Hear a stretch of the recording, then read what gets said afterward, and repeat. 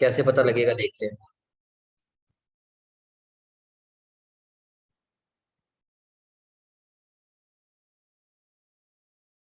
Question क्या कहते हैं बच्चों, नीचे जरा ध्यान से देखो।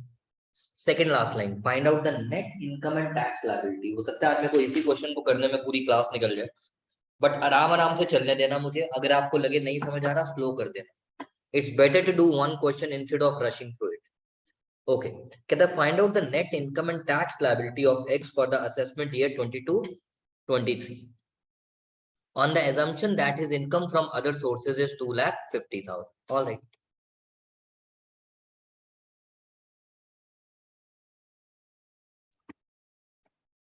X 40 years.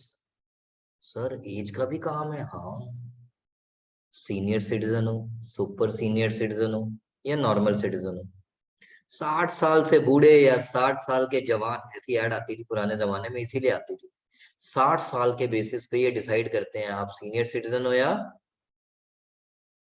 Super senior citizen. Sir super senior. हाँ जी।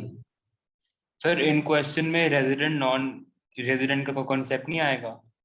अभी रुक जा, मैंने तो अभी पढ़ाना शुरू किया, तू पता नहीं कैसे डराया जा रहा है यार। Okay sir. ओके, एज आ गया। उसके बाद नेक्स्ट अब हम बात करें 60 साल तो सीनियर सिटीजन क्राइटेरिया, 80 साल तो मैं सुपरमैन, सलमान का फैन, सुपर सीनियर सिटीजन का कॉन्सेप्ट। तो ध्यान रखना पड़ेगा। अच्छा आप कौन हो? सुभाष चंद्र बोस। बिन पैंदे का लोटा, देशद्रोही मतलब नॉन रेजिडेंट, क्योंकि हमारा tax liability Indian income, foreign income, ये तो सब पढ़े, सारी बातें याद रखनी है। वो बात अलग है 90% क्वेश्चंस में वो अप्लाई सीधा सीधा हो जाती है, इतना हमें दिमाग नहीं लगाना पड़ता। Is that point clear guys? Yes sir. Alright, start करते हैं। मतलब X is an employed by a private sector company, स्यापा ही खत्म। He is not a government employee and gets rupees 75,000 per month as salary.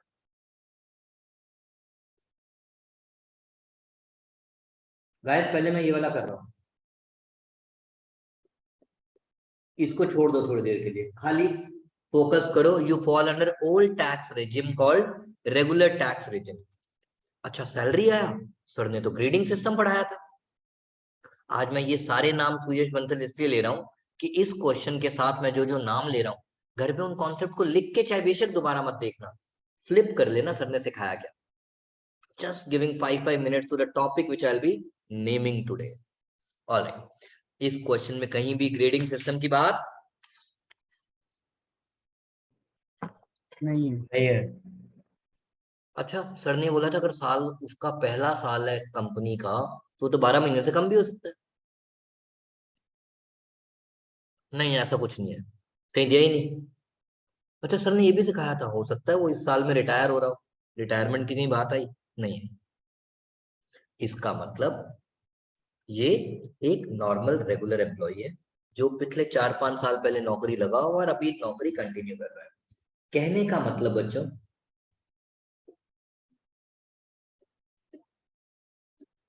देखो हर question में मैं सारी बातें नहीं बोलूंगा। आज क्यों बोली सुयश को समझ आ रहा होगा, because this is what you need to keep in mind. Clear है का कुल करनी है? Yes sir. The company has provided him 1400 CC car, यानी ओनरशिप एम्प्लॉयर की, which is used by X for official and गाड़ी एम्प्लॉयर की, use mix है।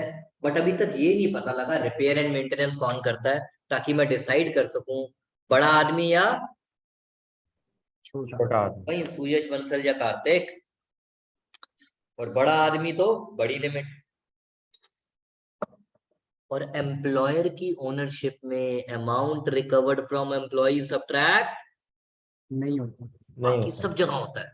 एक यही ऐसा प्राणी है जहां पे अमाउंट रिकवर्ड फ्रॉम एम्प्लॉय सब्ट्रैक्ट नहीं होता in case of thank you. Employer. See this is what comes to my mind, I keep on sharing with you. ये नहीं मैं पढ़ाने के लिए ऐसा बोल रहा हूँ, मैं जब खुद पढ़ता था तब भी ऐसे पढ़ता था, फिर एक और बात मेरे दिमाग में आई, सर ने तो जब पढ़ाना शुरू किया था सर ने कहा था बेसिक सैलरी होती है, अलाउंसेस होते हैं, परक्विजिट होते हैं और रिटायरमेंट बेनिफिट होते हैं। ठीक है, सिखाने के लिए रिटायरमेंट पहले सिखा है ना, अलाउंस बाद में और क्या कहते हैं पर्क उसके भी बाद में।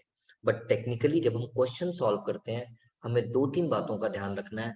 नंबर वन इज जो मैंने अभी तक बोल दी। नंबर टू, मैं अपना क्वेश्चन सॉल्व करते वक्त क्वेश्चन पढ़ूंगा तो जरूर बेटा, बट सॉल्व करते वक्त मेरा पहला focus basic salary, second focus allowances, third focus perquisites and fourth focus RPS called retirement benefit scheme.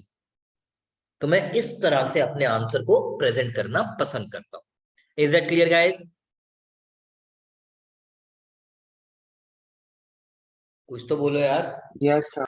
Sir एक बार वापस बता सकते हो ये वाला? वही मेरे को मतलब देखो वैसे तो मैं ऑर्डर वाइज कैसे भी लिख दूं फर्क नहीं पड़ता, बट आई प्रेफर मैं पहले बेसिक सैलरी सॉल्व करके बताऊंगा, फिर अलाउंसेस के पॉइंट सॉल्व करूंगा, फिर पर्क सॉल्व करूंगा और उसके बाद जाके मैं रिटायरमेंट बेनिफिट सॉल्व करके ग्रॉस सैलरी निकालूंगा।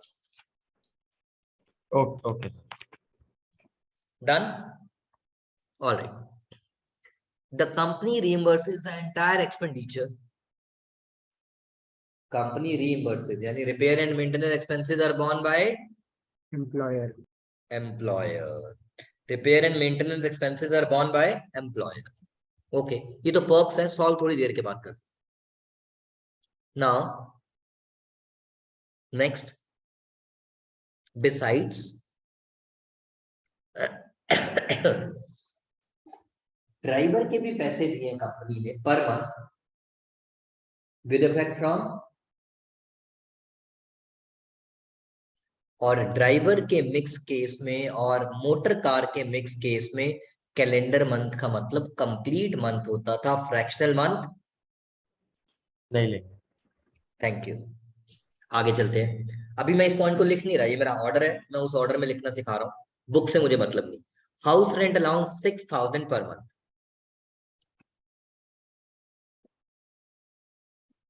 कोई भी उसमें रेंट के चेंजेस की बात हुई नहीं, तो कहना है right 6,000 into 12 72,000 and leave travel concession LTC and leave travel concession of 63,000 out of which 58,000 is exempt under blah blah blah। Sir ये LTC होता क्या है सिखा दूंगा आने वाले टाइम, आज तो मेरा काम चल रहा है ना उसके बाद।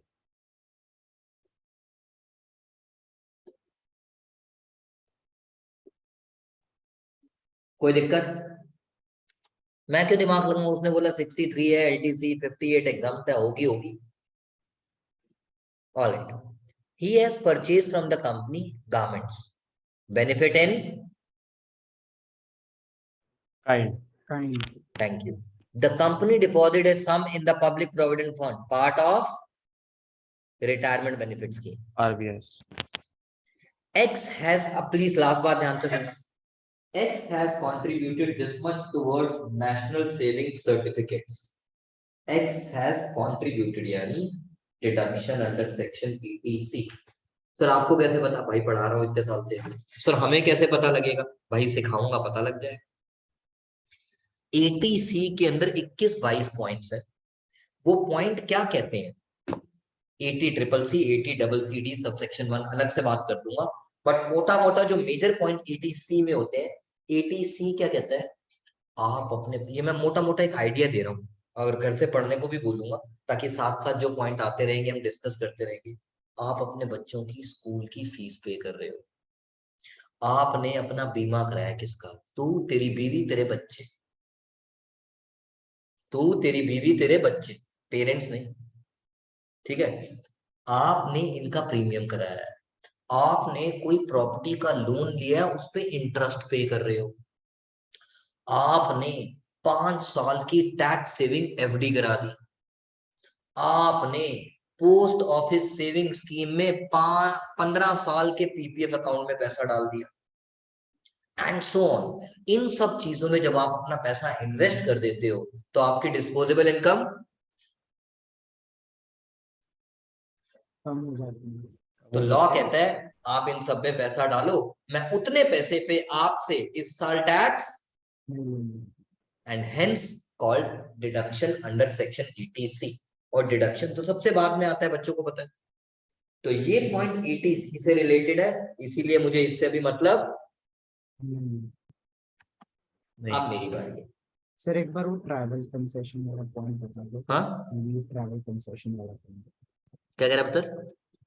सर मैं कहता हूँ आपको लीव ट्रैवल कंसेशन वाला पॉइंट बता दो कि मेरा वहाँ पे नेटवर्क थोड़ा डिस्कनेक्ट सही हो गया। मैंने बताया ही नहीं पुत्र, मैंने ये बोला कि भैया साफ साफ लिखा हुआ है LTC 58 एग्जाम है, तो मैं अभी क्यों इन चक्करों में पढ़ूं, कैसे एग्जाम होता है, क्यों होता है। इस क्वेश्चन में तो उसके बगैर मेरा अभी काम चल रहा है, जब आएगा तब सीख लेंगे, सीखेंगे जरूर, don't worry. Okay, now HRA, less exempt, see working note number 1।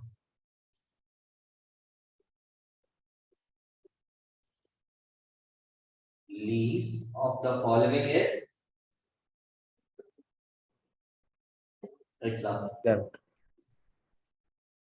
इसमें 3 पॉइंट्स है और मैं हमेशा पहले थर्ड पॉइंट सॉल्व करता हूँ, और वो थर्ड पॉइंट क्या था बच्चों? Excess of rent paid over 10% of salary. यानी थर्ड पॉइंट की मैथमेटिकल इंटरप्रिटेशन थी, थर्ड पॉइंट की मैथमेटिकल इंटरप्रिटेशन थी rent paid minus 10% of salary. Rent हमने कितना पे किया? 6500 पर मंथ। सर आपको कैसे पता? पढ़ रहा था अभी।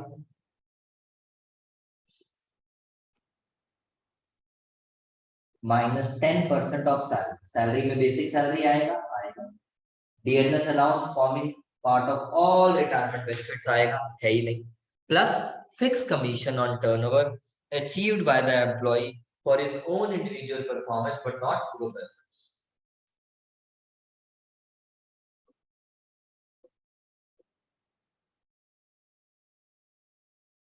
नेगेटिव रेस्ट्रिक्टेड टू, भाई एग्जम्पशन कभी नेगेटिव हो सकती है बेटा?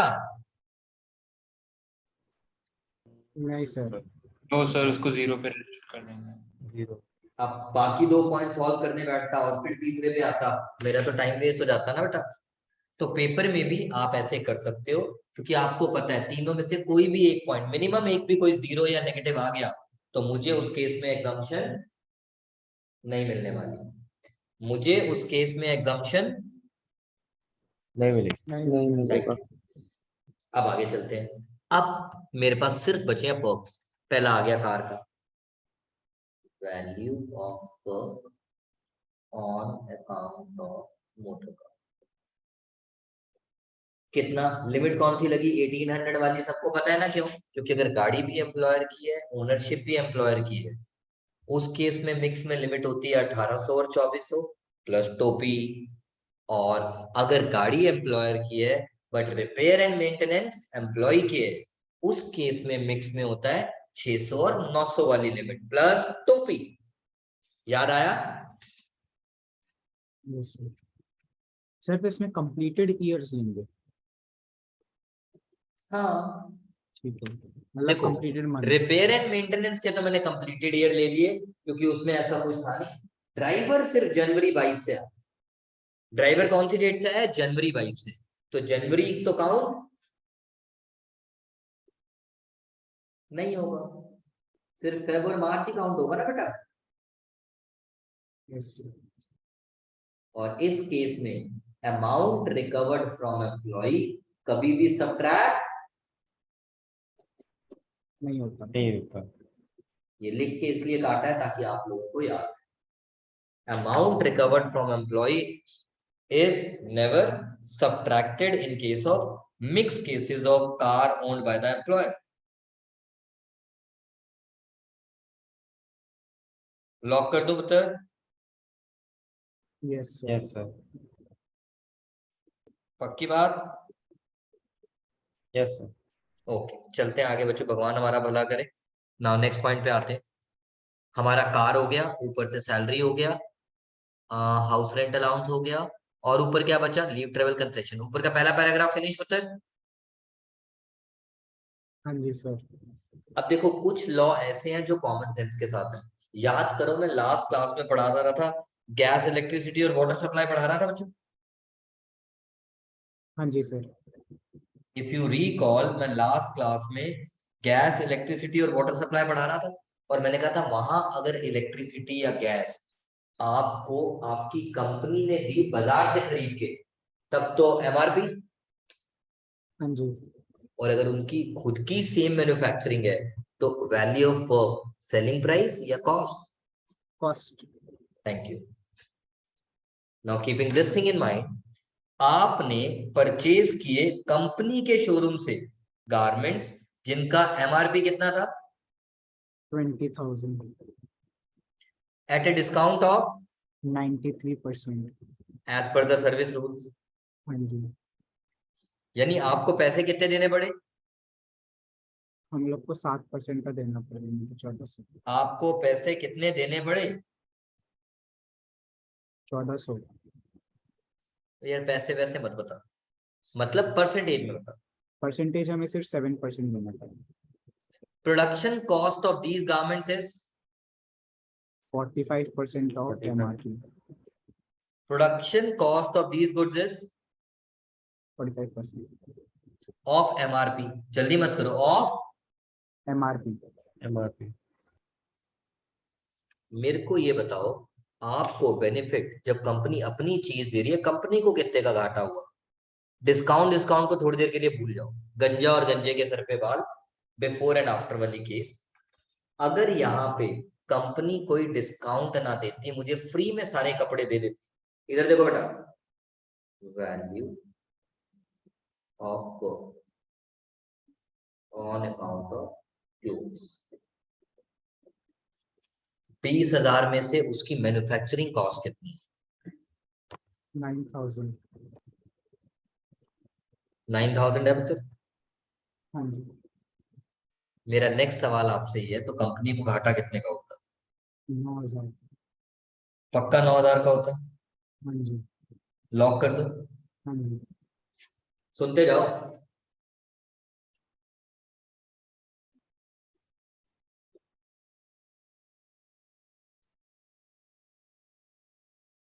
ये बात समझ आ रही है कुलकर्णी?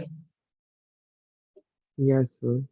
बट कंपनी ने आपसे कितने पैसे रिकवर कर दिए? एआरई से मेरा मतलब है बच्चों, मैं शॉर्ट में लिख देता हूँ, ARE here means Amount recovered from employer. आपके एम्प्लॉयर ने आपसे कितने पैसे रिकवर कर लिए बेटा? 7%। बट उसने 7% किसका चार्ज किया है? अगर उसने डिस्काउंट एमआरपी पे दिया है तो आपसे चार्ज भी किस पे किया है? MRP. तो उसने 7% आपसे किस पे लिए? एमआरपी। तो आपको तो फायदा कितने का हुआ?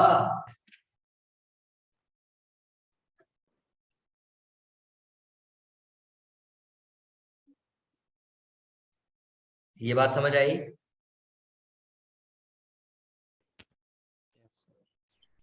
Kartik, Achintya, everyone, Yes, sir. Is that point clear? Yes, sir. Yes, sir.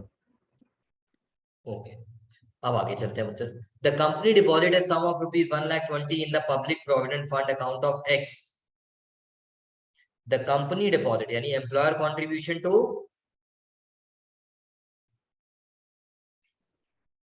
public provident fund। इधर देखो बेटा,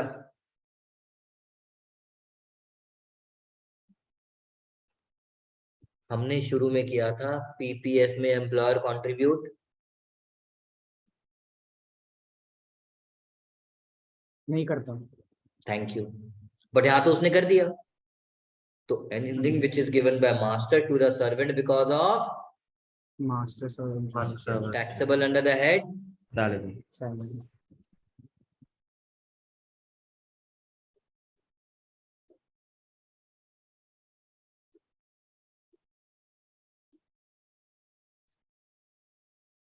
कोई दिक्कत?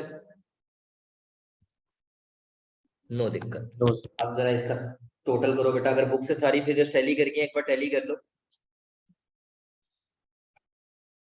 972.5 21,600 1800 मैंने उसको इकट्ठा करके लिख दिया 23,400 7,600 एंड हाँ 1 सर यही है। डन। तो ये मेरा कितना आ गया बच्चों 11,28,000 28,000 इसको हम बोलते हैं gross total income. Gross salary में हो जाएगा। सॉरी मेरे से गलती होगी बेटा।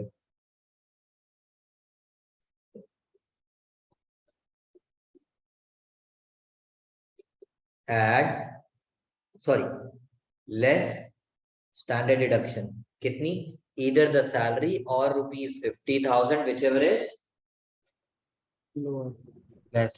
Standard deduction. और देखो यहाँ पे मैं कहता था 3 चीजें आती हैं, एक आता है एंटरटेनमेंट अलाउंस आज नहीं, एक आता है प्रोफेशनल टैक्स आज नहीं, और दूसरा आता था स्टैंडर्ड डिडक्शन। तो मेरे पास कितना बच गया?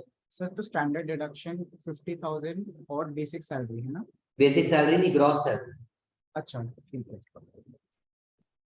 सो ये मेरी बन गई income under the head salary. ये मेरी बन गई income under the head salary. अब इसमें मुझे क्या ऐड करना है? हाउस प्रॉपर्टी इनकम इस क्वेश्चन में नहीं है, पीजीबीपी इनकम इस क्वेश्चन में नहीं है, कैपिटल गेन इस क्वेश्चन में नहीं है, सिर्फ एक ही और चीज है which is income from other sources. Thank you. और इनकम फ्रॉम अदर सोर्सेज कितना दिया हुआ था बता? 2,50,000। 2 lakh.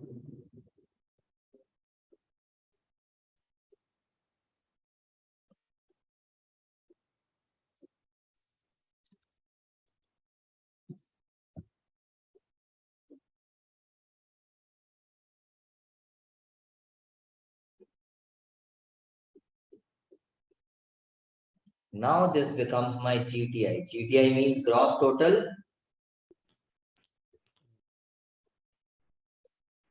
income. GTI means gross total Income. income less deduction under section 80C to 80U. 80C के बारे में पहले बात करते हैं। मैंने कहा था ना आज हो सकता है शायद मेरे से एक ही क्वेश्चन सॉल्व हो पाए, बट कोई बात नहीं, कोशिश करेंगे, दूसरा हो गया तो ठीक, नहीं तो इस क्वेश्चन को तो आज खत्म करेंगे as detailed as possible.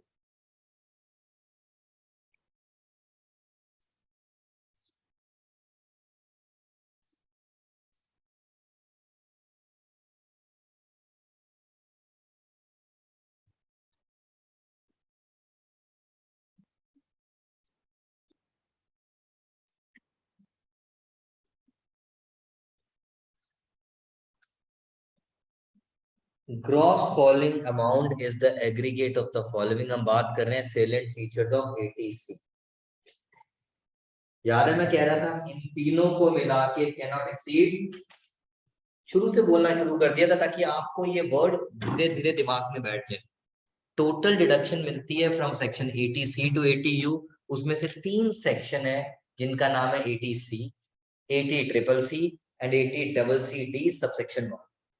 80CCC क्या है? पेंशन प्लान है एन्युटी का, सीधा सीधा लिखा आता है annuity plan of LIC, annuity plan, तो वो 80CCC में आता है। 80C का मतलब है कि आपने पैसे इन्वेस्ट किए हैं, जो मैं आपको बता रहा था। लाइफ इंश्योरेंस प्रीमियम खरीदा है आपने अपने लिए, including payment made by government employee to central government. कोई नॉन कम्यूटेबल डेफर्ड एन्युटी खरीदा है, कोई आपने कंट्रीब्यूशन किया है टुवर्ड्स SPF एंड RPF। और अगर सुयश बंसल याद हो, ये पॉइंट आपको अलग से रट्टा मारने की जरूरत नहीं है।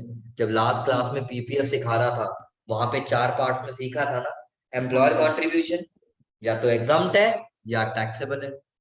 सब जगह एग्जम्प्ट था, RPF में टैक्सेबल था। कब? In excess of 12% per annum और एग्रीगेट वाइज 7,50,000। देखो याद आपको रखना है, मैं तो साथ साथ बोल सकता हूँ। फिर interest credited to provident fund exempt था in all cases, but RPF में एग्जाम था अप टू 5%. एंड देन ऐसे ही लमसम और deduction under section 80C UPF और अनरिकॉग्नाइज्ड प्रोविडेंट फंड को छोड़ के हर एक में अवेलेबल था। करेक्ट? तो ये पॉइंट तो वहीं पे कवर हो गया। देन कंट्रीब्यूशन टू, ये मैंने अभी थोड़ी देर पहले बोला था, PPF public provident fund, approved superannuation fund, NSC 8th and 9th issue and Sukanya Samriddhi scheme. ये कुछ इंपॉर्टेंट पॉइंट अंडरलाइन कर रहा हूं जिसके ऊपर एग्जाम में क्वेश्चन आ चुके हैं, और जिसपे गोला मार रहा हूं उस पे once in a blue moon आता है बट वाट लगा के जाता है।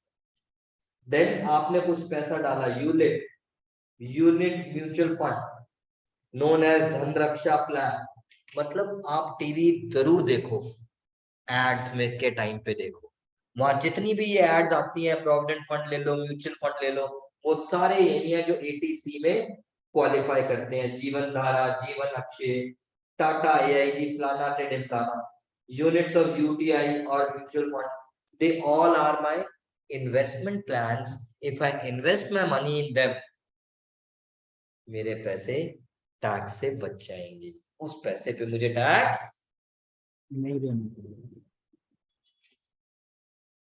फिर बहुत सारे पॉइंट्स हैं, चलते रहेंगे बच्चों। उसके बाद आपका एक पॉइंट है जो बहुत ज्यादा इनडायरेक्टली यूज होता है, any sum paid as interest on the home loan, यानी प्रिंसिपल अमाउंट नहीं, sorry, any sum paid as home loan मतलब principal amount, sorry principal amount, बच्चों की tuition fees, instalment towards the cost of purchase, ना कि interest, amount invested in approved debentures and equity shares, minimum FD of 5 years in a tax saving scheme, money invested in NABARD senior citizen saving scheme, 5-year deposit scheme in post deposit। ये सब आपके plans हैं जो qualify करते हैं under 80C। अब आगे चलते हैं, जो कुछ और पॉइंट इंपॉर्टेंट है इन्हीं से रिलेटेड, जिस पे टीचर पंगे बचपन से लेता है। लाइफ इंश्योरेंस प्रीमियम,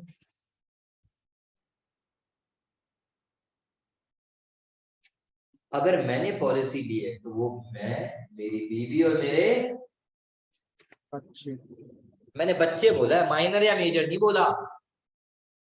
मैंने जैसे लॉ याद रखा है मैं तो वो सिखा रहा हूं। मैं, मेरी बीवी, मेरे बच्चे, मैं माँ बाप से भी अलग कर दिया। तभी तो लोग कहते हैं पुराने जमाने की मम्मी से पूछना बंसल साहब, जैसे ही बेटे की शादी हुई गया हाथ से, देख लो लॉ ही अलग कर देता है।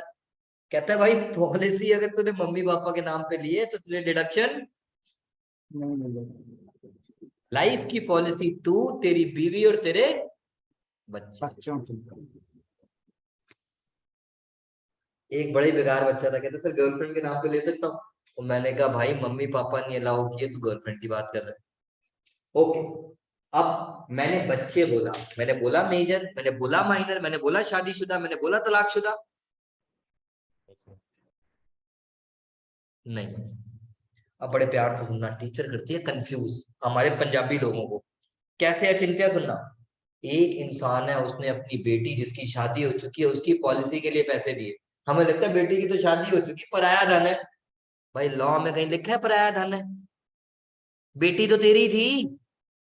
तो अगर अपनी बेटी की प्रीमियम आपने पे की है, चाहे वो शादीशुदा है, उस प्रीमियम का बेनिफिट उसके पति को, शौहर को मिलेगा या आप ही को मिलेगा? हमें। Thank you. ये छोटी छोटी बातें बेटा याद रख। ये एक सर एक बार इम्पोर्टेंट, वापस बता दो कि बिल्कुल बता दूं, मैं इतना ही बता सकता हूँ बच्चों। मैंने तो ये वर्ड याद रखा, मेरे बच्चे। मैंने बोला उनका डिवोर्स हो गया, नहीं, मैंने बोला वो शादीशुदा है, नहीं, मैंने बोला वो छोरा है या छोरी है। अगर वो छोरा छोरी मेरा है, चाहे छोटा है चाहे बड़ा है, चाहे मोटा है चाहे पतला है, चाहे मैरिड है चाहे, अनमैरिड, प्रीमियम अगर मैं दूंगा तो बेनिफिट भी thank you. Is this point clear? Yes sir. Lock कर दूं? Yes sir. अब दूसरी प्रॉब्लम आती है। पहली प्रॉब्लम तो ये कि LIC अगर आपने अपने पापा के नाम पे भी लिया है, आपको ATC की डिडक्शन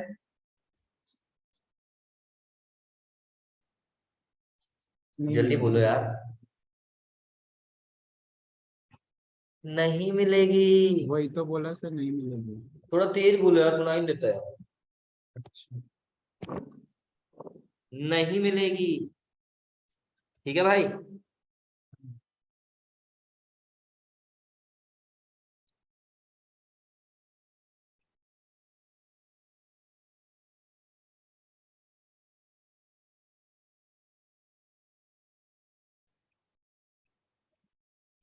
नो, ये छोटी सी चीज समझनी है अच्छे से बच्चों।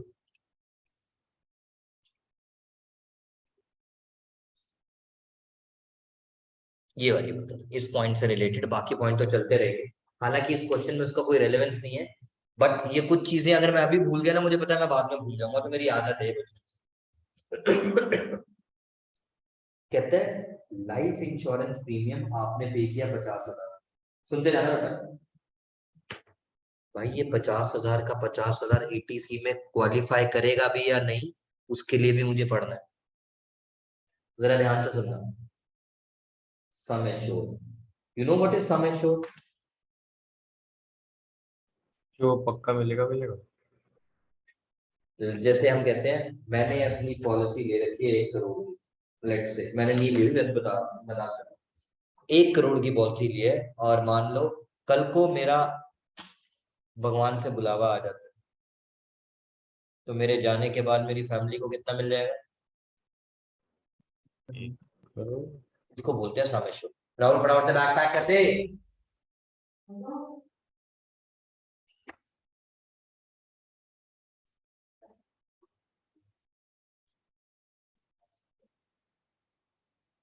इज दिस क्लियर बेटा? Yes sir. अब 1 करोड़ का 20% कितना होता है बेटा? 20 लाख। 20 लाख। यानी आपके प्रीमियम की अमाउंट 20 लाख से ऊपर नहीं हो सकती। अगर आपने प्रीमियम 21 लाख पे किया है तो आपको डिडक्शन कितने की मिलेगी? 1 लाख। है? मैंने बोला बच्चों उससे ऊपर नहीं हो सकता, उसके बराबर तो हो सकता है। 1 लाख की तो मिलनी ही नहीं है ना यार। प्लीज समझो उस बात को, जल्दी जल्दी मत बोलो। ये 20% ऑफ सम एश्योर्ड का मतलब है कि आपके प्रीमियम की amount as per my example 20 lakh तक हो सकती है, 20 लाख से ज्यादा। नहीं हो सकती। बट अगर मैंने प्रीमियम 10 लाख पे किया है तो मुझे डिडक्शन कितने की मिलेगी? 10 लाख की। 10 लाख। मैंने 11 लाख पे किया है तो कितने की मिलेगी? 9 लाख। 11 लाख की। बेटा 9 मैंने पे ही नहीं किया, उसकी डिडक्शन मिल जाएगी, थोड़ा अच्छा अच्छा, सोचो ओ अच्छा बेटा। अच्छा। अच्छा ठीक है, ठीक, ओके सर, ठीक है। मैंने 12 लाख पे किया तो कितने की डिडक्शन मिलेगी? 12। मैंने 25 लाख पे किया तो कितने की मिलेगी? 25। और नालायक 20 लाख की। 20 लाख देख की ही नहीं नहीं रहा होगी। यार तू यश। मैंने बोला है प्रीमियम कैन नॉट एक्सीड, इससे कम हो सकता है लेकिन इससे ज्यादा नहीं हो सकती। Thank you. ये मैंने एक एग्जांपल लेके समझाने की कोशिश की। सो कैन आई से अमाउंट ऑफ प्रीमियम पेड और the limit applicable which ever is lower. Lord. Clear है कार्तिक? Yes sir. अब ये लिमिट्स अगर ध्यान से देखेगा बेटा, जल्दी मत करियो, कभी 20 है, कभी 10 है, कभी 15। कभी 20 है, कभी 10 है, कभी। बस 10। तो मैंने पता है क्या कर रखा है, इधर देखो बेटा, लॉ याद करने का तरीका। लेस देन 12 मतलब फाइनेंशियल ईयर 12 की बात कर रहा हूँ, 12-13 फाइनेंशियल ईयर 12-13 से पहले की मैंने कोई पॉलिसी खरीदी हुई है। प्रीमियम तो हर साल ही देते हो ना, बट पहली बार पॉलिसी कब ली थी? 12-13 से पहले। तो मेरे दिमाग में लॉ बैठा हुआ 20%। चाहे वो मैंने नॉर्मल इंसान के लिए ली, चाहे मैंने उसके लिए ली जिसको कोई गंदी गंदी बीमारी थी अंडर सेक्शन 80 DDB। मुझे फर्क नहीं पड़ता। देखो दोनों जगह कितना लिखा हुआ है बेटा, 10 20% ऑफ सम एश्योर्ड। वो तो पहला वाला सॉरी। समझ आ रही है मेरी बात? तो मैंने ये देखो यहाँ लिख के बताया, मैंने कैसे रट्टा मारा Suresh Bansal. Less than 12-13 financial year, तो लॉ इज 20%। 12-13, law is 10%। ये बच्चों मेरी बात। मैंने तो सिर्फ ये याद किया कि 15% अब कब आया, ग्रेटर देन 13-14, किसमें, गंदी गंदी बीमारी। अदरवाइज सब जगह क्या है, 10%। एक बच्चा कहता है समझ नहीं आया।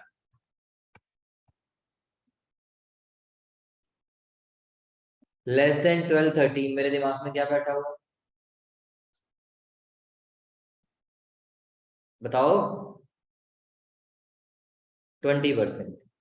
मोर देन 13-14, 80 DDB, मतलब वो बंदा सफर कर रहा है किसी बीमारी से, तो लिमिट कितनी है, 15%। बाकी सब जगह 10%। ये मैंने रट्टा मारा है बच्चों। क्या करूं, कुछ ना कुछ तो शॉर्टकट निकालने पड़ेंगे ना, इतना सारा लॉ है, याद कैसे रखूंगा। Is that clear guys? Yes sir. Lock कर दूं? Yes sir. पक्की बात? Yes sir.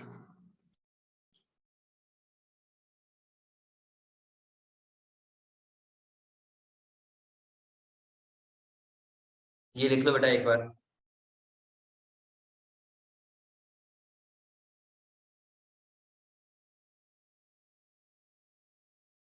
सर 13-14 भी इंक्लूड हो जाएगा ना?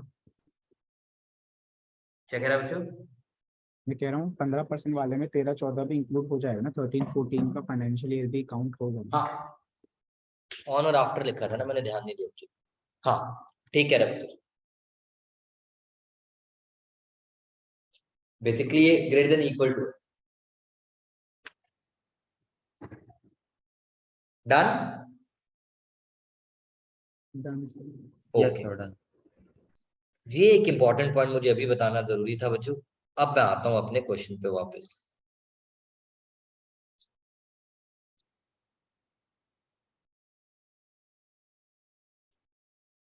हमारे पास टैक्सेबल इनकम कितनी आ गई बच्चों, 13,28,000। डिडक्शन, डिडक्शन में ध्यान से चलना बच्चों आपका, प्लीज जल्दी मत करना। पीपीएफ में कितना कंट्रीब्यूशन डला हुआ है, 1,20,000। नेशनल सेविंग, याद रखना, नेशनल सेविंग सर्टिफिकेट 8 और 9 नंबर, और कोई नंबर नहीं। नेशनल सेविंग सर्टिफिकेट 8 और 9 नंबर, और कोई नंबर नहीं चलेगा। और हमारा इसमें एनएससी का नंबर था, दिया ही नहीं, तो मान के चलते हैं 8 या 9 में से ही है। अगर वो नंबर दे तो उस चीज को याद रखना। कितना था, 40,000? हाँ बच्चा पार्टी इतना ही था ना, अरे बोलो। Yes sir. Yes sir. ये आ गया 160। फिर 80CCC आज है ही नहीं, 0। फिर 80CCD सबसेक्शन 1 आज है ही नहीं, 0। टोटल कितना बना, 160। बट मैंने बाहर कितना लिखा,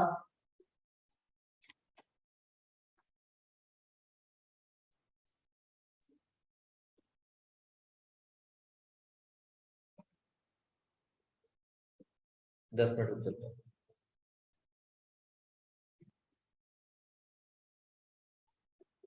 11,78,000 टैक्सेबल इनकम आ गई बच्चा पार्टी हमारी। जी sir. Yes yes sir yes. अब इधर देखो बेटा, टैक्स कैसे निकालते।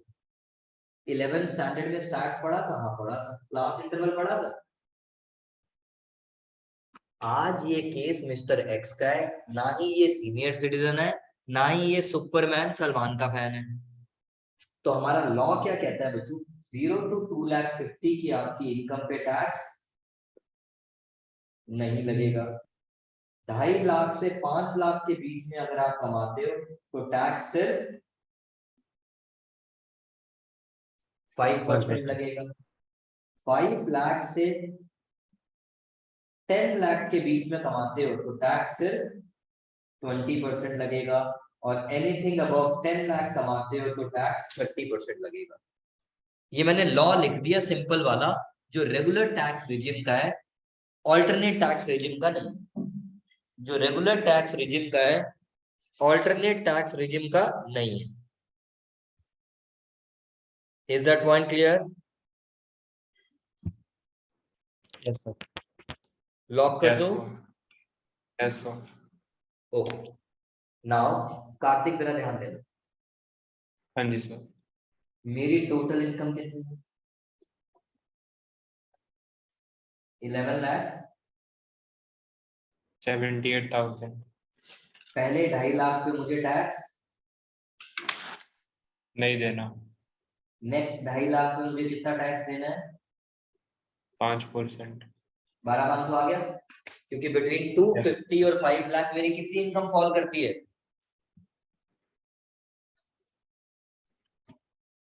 बोलो बेटा।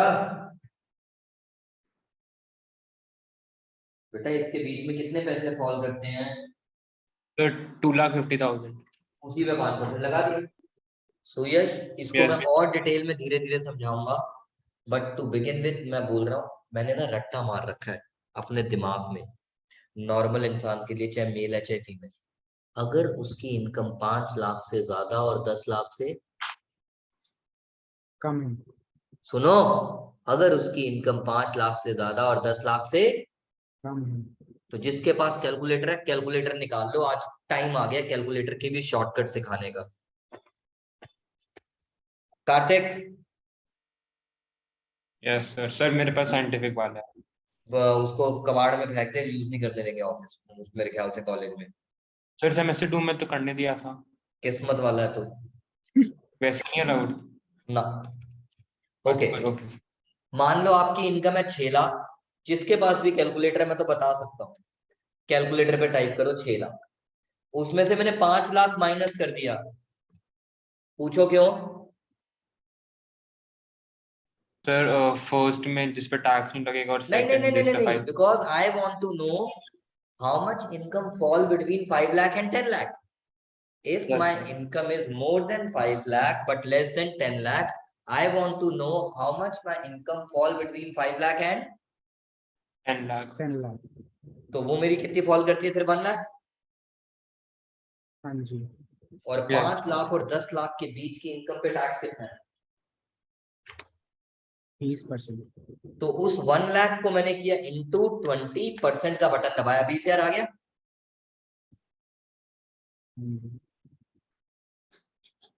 सर 20,000 आ आपने गया। 6 लाख बता, 6 लाख माइनस क्या करवाया था? मैं 5 लाख भाई। अच्छा, बेटा 5 और 10 के बीच में देखूंगा तो 5 ही तो माइनस कराऊंगा। नहीं एक्चुअल में सर वो कैलकुलेटर निकाल रहा था ना, तो मैं सुन नहीं पाया।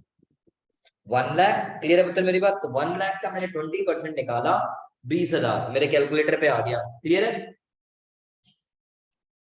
हाँ जी सर। मैंने अब उसमें 12,500 ऐड कर दिया, यानी मेरा टोटल टैक्स बनता है before education cess, higher education cess 32,500। तो जब भी मेरी इनकम 5 लाख से ज्यादा और 10 लाख से कम होगी। तो जो भी मेरी इनकम होती है मैं उसमें से 5 लाख माइनस कर देता हूं, उनको इंटू 20% करता हूं, और उसमें कितने पैसे ऐड कर देता हूं? 12,500। क्यों? क्योंकि 5 लाख तक तो मैंने टैक्स कैलकुलेट ही नहीं किया, क्योंकि मैंने सीख लिया कि अगर मेरी इनकम एग्जैक्ट 5 लाख होती है तो उसमें से पहले 2.5 लाख में टैक्स नहीं लगता, दूसरे 2.5 लाख पे 12,500 लगता है, यानी indirect way of saying total 5 lakh पे मेरा टैक्स 12,500 रुपए बनता है। Is that clear? हाँ जी सर। But Yes, sir. आज मेरी इनकम तो बहुत ज्यादा है, तो लेट्स गो आगे। 5 और 10 के बीच में मेरी कितनी income I? 5।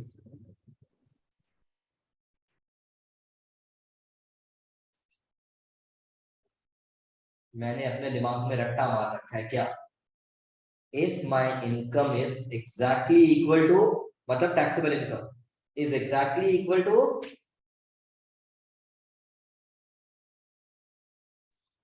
10 lakh, 10 lakh. if my income is exactly equal to 10 lakh, तो मुझे मालूम है मेरा टैक्स बनेगा 1,12,500, मेरा टैक्स बनेगा 1,12,500। किसी को शक?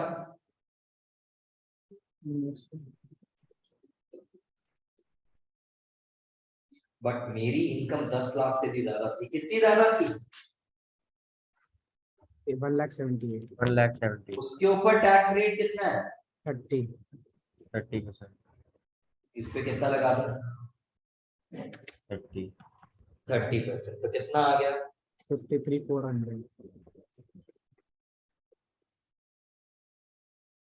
और ग्रांड टोटल कितना बन गया मेरे टैक्स का? ये तो इनकम थी, समझाने के लिए लिखा था, इनकम काट दिया। मेरा टोटल कितना आ गया टैक्स? 165,900। देखो कितना टाइम लग गया ना पता निकालने में। बट प्लीज इसका शॉर्टकट सीखो, कैलकुलेटर जिंदाबाद। मेरी इनकम कितनी है? 11,78,000। टाइप करो अपने, क्योंकि टीचर देखने नहीं आ रही आपने कॉपी पे ये कैसे किया है, उसको अमाउंट से मतलब है। आपकी टोटल इनकम कितनी है बच्चों? 11,78,000, करेक्ट? इसमें से अगर आप 10 लाख एक्सीड कर गए माइनस 10 लाख कर दो, तो कैलकुलेटर पे कितना बचा?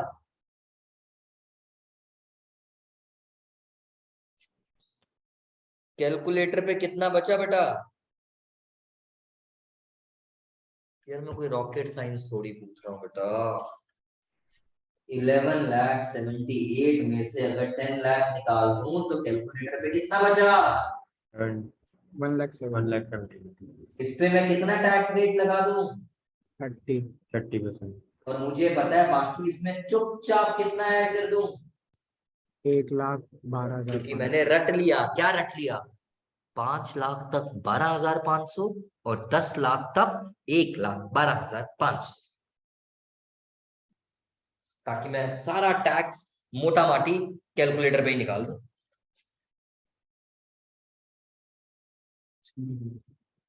इज दिस पॉइंट क्लियर पुत्र? हाँ जी सर। सर ये कैलकुलेशन फिर दिखानी नहीं है ना, कैलकुलेटर पे कर देंगे. कैलकुलेटर पे करके इधर देखो बेटा, सीधा मैं लिख सकते हो टैक्स ऑन नेट इनकम, वो आपको दिखाने की जरूरत नहीं, मेरे को समझाना था इसलिए दिखाया। Plus education cess and higher education cess मिला के टोटल आता है 4%। 4% किसका? टैक्स का, इनकम का नहीं, टैक्स पे टैक्स। तो अब ये 4% किसका निकालो? इसी अमाउंट का। इधर देखो बेटा, 11,78,000 था मेरे कैलकुलेटर में शुरू में, यस सर. माइनस 10 लाख किया। पता है ना क्यों किया?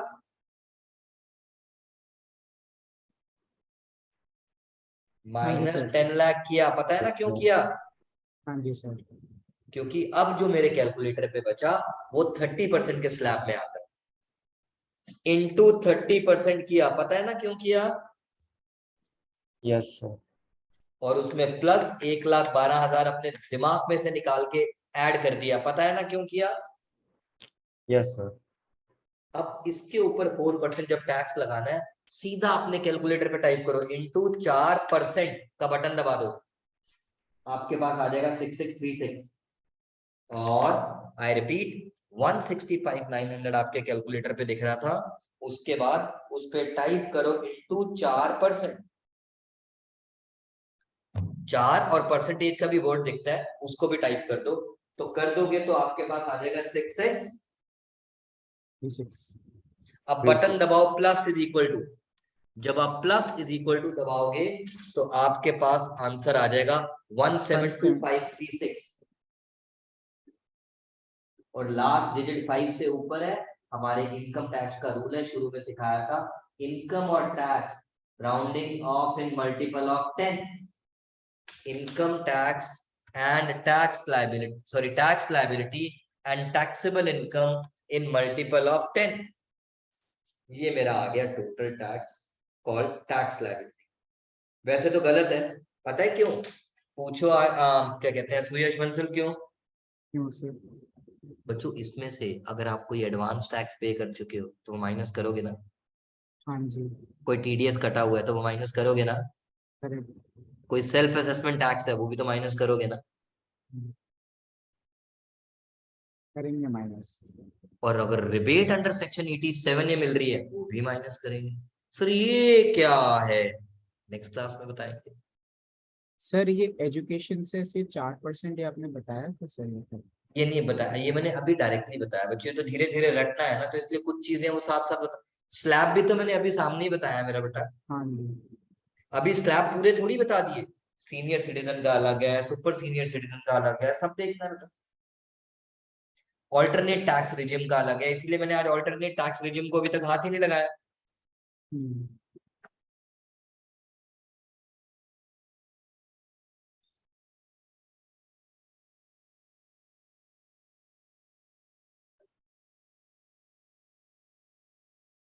डन, लॉक कर दो उत्तर। Yes. Yes sir. Alright, now next class में जब मैं इसका एक चीज और करूंगा, आप इसको ना घर से आपसे करके आना, मैं बताता हूँ क्या। Same same same same same, मेरे को कुछ चीजें ना बच्चों रटवानी है प्रैक्टिस करके। Same same same same same.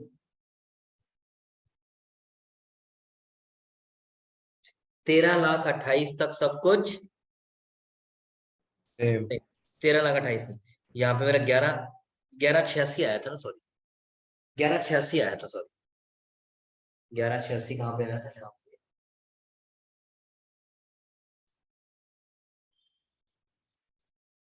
एक मिनट रुक, जो मेरा एक लॉ चेंज था,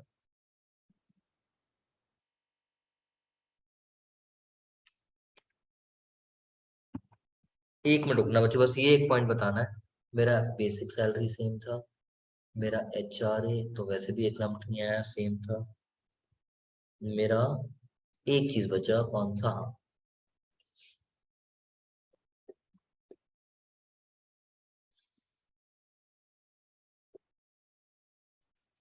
LTC का लॉ मत पढ़ना क्या लिखा है, सिर्फ ये पढ़ना कि LTC के केस में नीचे क्या लिखा है।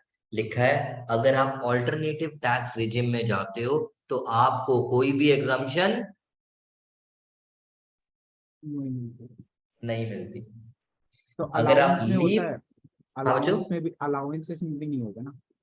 अलाउंसेस में भी नहीं मिलता, बिल्कुल ठीक कह रहे हैं। तो बिकॉज ऑफ दिस बाकी आपका सारा सेम होगा, एक बार देखना, LTC जरूर देखना। कैन आई से दिस बिकम्स 11,86,000। 86,000। और जब आप ऑल्टरनेट टैक्स रिजिम पढ़ते हो, मैंने शुरू से बोलना शुरू कर दिया था, आपको डिडक्शंस नहीं मिलते। नहीं मिलती। आई रिपीट, आपको डिडक्शंस नहीं मिलती।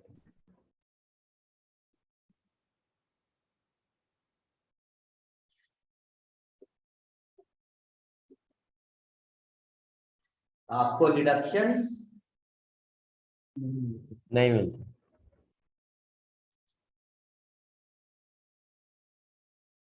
यहां तक कोई डाउट? नहीं सर। यहां तक कोई डाउट बेटा? No doubt. No doubt sir. तो आई रिपीट, इंपॉर्टेंट बातें वापस बोल रहा हूँ, जो आज की क्लास का क्रक्स निकाल रहा हूँ मैं, साथ साथ बस टैक्स कैलकुलेट कर दूंगा, ज्यादा टाइम नहीं लगेगा इसका टैक्स कैलकुलेट करने में। मेरा आपसे पहला सवाल, मेरा आपसे पहला सवाल ये है कि लाइफ इंश्योरेंस प्रीमियम, मैं, मेरी बीवी, मेरे बच्चे। अच्छे। माइनर, मेजर, शादीशुदा, तलाकशुदा, कुछ नहीं, premium should not exceed less than 1213 का केस है तो 20% ऑफ sum assured, greater than equal to 1314 और गंदी गंदी बीमारी से कवर्ड हो रखे हैं तो 15%, बाकी सब केस में 10%। Is that point clear? Yes sir. Lock कर दूं? Yes sir. पक्की बात? हाँ जी सर।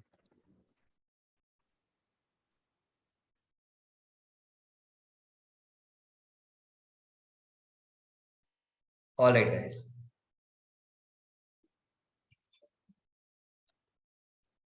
नाउ अब जरा इधर देखना बच्चों, हमारा इसका लॉ मैंने आपको बता दिया, पहले 2.5 लाख पे 0, नेक्स्ट 2.5 लाख पे 5, नेक्स्ट 5 लाख पे 20 और बैलेंस पे 30। ऑल्टरनेट टैक्स रेजिम क्या कहता है, पहले 2.5 लाख पे 0, वो तो पहले भी था, नेक्स्ट 2.5 लाख पे 5, मतलब पहले 5 लाख तक तो दोनों का tax same. Same. So can I say ATR 0 to 2,50,000 nil, 2,50,000 to 5 lakh,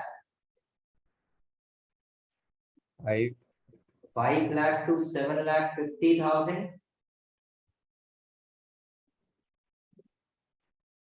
7,50,000 to 10 lakh,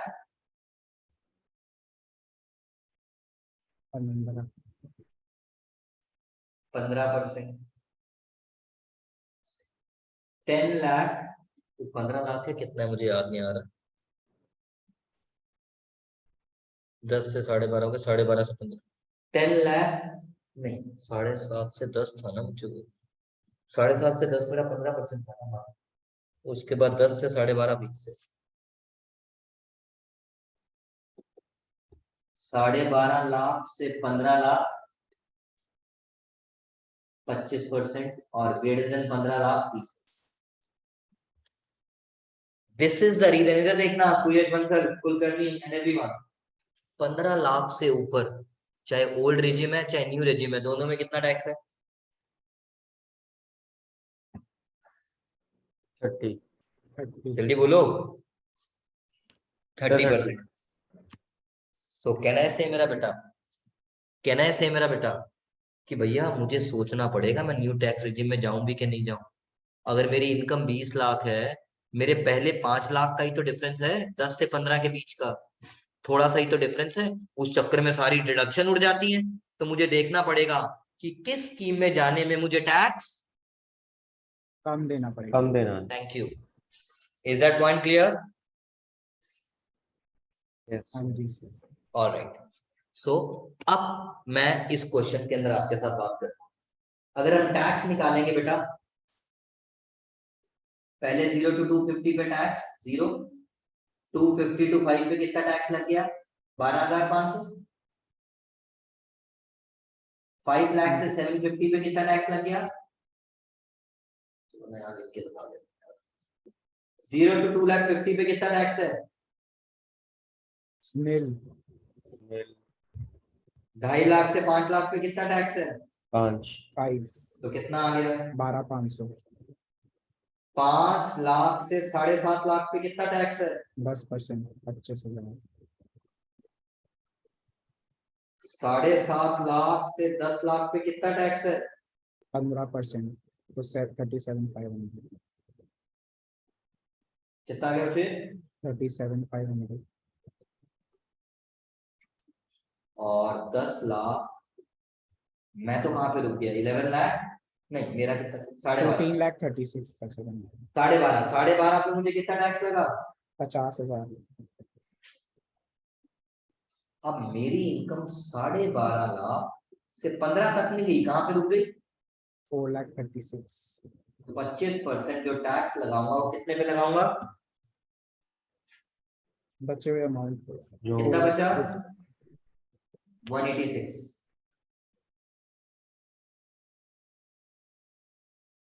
total करो बेटा कितना आया बताओ जरा, 50 50 1 लाख 25 1 25 1 31 40 1 71 500, यस 171,500। मेरा टैक्स आ गया पुत्र 1,71,500 और इस पे भी 4% क्या लग जाएगा, yes education cess and higher education cess 6860 और बाकी मैंने राउंड ऑफ करके लिख दिया 178,360 is my tax liability. But मैंने मन में बोल दिया, क्या बोल दिया, minus advance tax minus self assessment tax minus TDS if any. Is that clear guys? Yes sir. Lock कर दूं? Yes yes sir. आज के लिए इतना काफी है। आज मुझे थोड़ा भागना है बेटर, बट इसको कर लेना क्योंकि नेक्स्ट क्लास में जब आप आओगे थर्सडे को, उस दिन मैं कोशिश करके 2 घंटे की क्लास लूंगा, क्योंकि मिनिमम 3 क्वेश्चन करना पसंद करूंगा, नहीं तो बच्चों बहुत स्लो हो जाएंगे।